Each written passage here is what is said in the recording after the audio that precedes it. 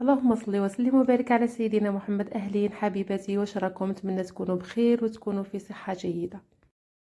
حبيبتي، اذا ما شفتيش هذا الفيديو تاع نهار اليوم راكي راتيتي بزاف. خيرت ندير لكم هذه الوصفه اللي راها دايره ضجه كبيره على مواقع التواصل الاجتماعي.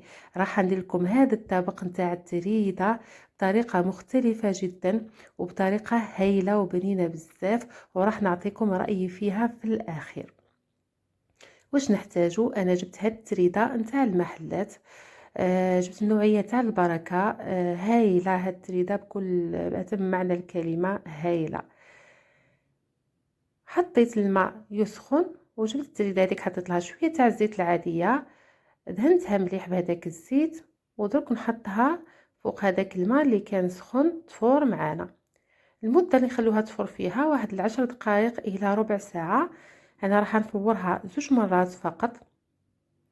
نتوما الا حبيتوا تفوروها 3 مرات لكم الاختيار. 2 مرات راهم كافيين اذا خليتوا المده نتاع التفوار الدور.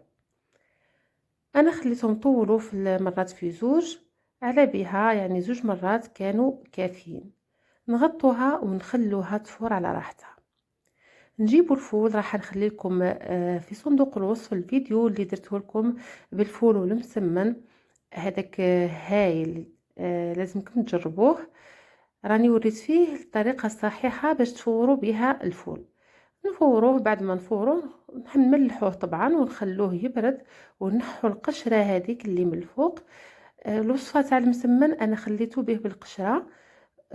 يجي هايل. لكن الوصفه هذه نتاع التريده لازم تقشروه.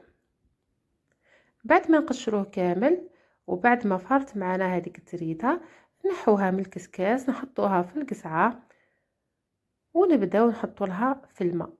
الماء اللي راح تحطوه للتريده من الاحسن يكون دافي.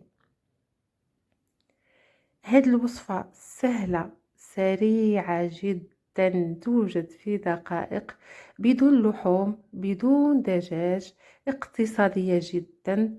لازم تجربوها، لازم تجربوها. هذه الوصفه تاع الحصلات، ومادامنا في وقت الفول لازمنا نجربوا هاد الوصفات تاع الفول. انا عندي في القناه نتاعي شحال من وصفه تاع الفول، درت لكم المسمن بالفول، درت لكم البغرير بالفول، يعني واحد البنه روعه. وراح ندير لكم اليوم هاد التريده بالفول لاول مره نجربها، ورايحه نعطيكم رايي فيها. نحط لها كميه معتبره من الماء، نزيدو نملحوها، طبعا الملح حسب الرغبه، ونخلطوها كما راكم تشوفوا، ونبداو نزيدو في الزبده ولا المارغرين. حطوها برك راح تذوب معاكم يعني في التريده تاعكم. حطوها، حاولوا تذوبوها هكذا بالطريقه هذه. وكي رايحين نزيدو نحطوها في الكسكاس راح تجانس مليح مع بعضها. نخلطوا هذيك التريده مع الزبده.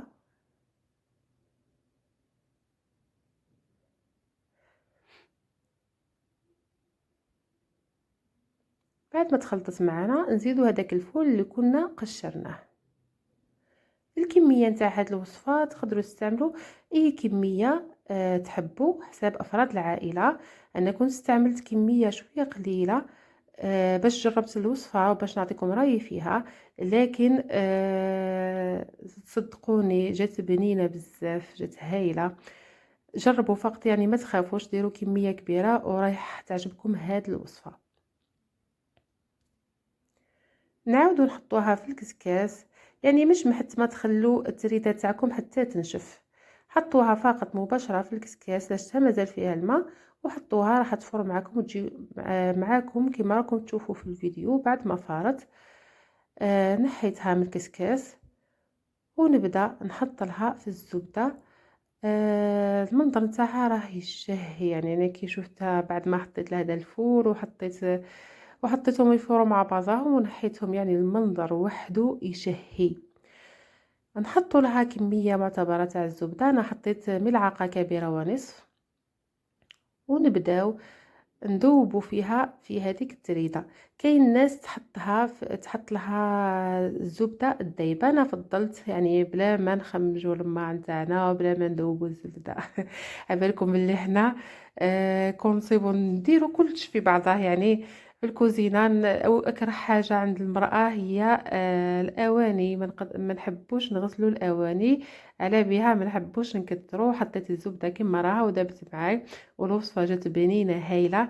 للامانه هاد الوصفه نتاع الشرق الجزائري، كما قالوا تاع ميلا جويه ميلا القرارم وجهه قالمه يعني. كاين ناس بزاف في الشرق الجزائري يديروها، حنا عندنا ما مولفيش نديروها.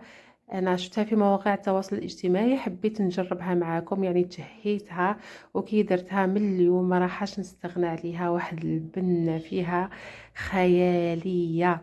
جربوها واكيد راح تعتمدوها. وإلا عجبكم الفيديو هذا ما تنساوش ديروا لي ليجام، تكثروا من ليجام، والناس اللي تشوف القناه اول مره تعمل لي اشتراك في القناه. وإلا عجبكم الفيديو ما تنساوش تشاركوه مع الاهل والاصدقاء والاحباب باش تعمل فائده وباش تكبر معكم القناه. شاهدكم في الجنه حبيبتي بالصحه والراحه.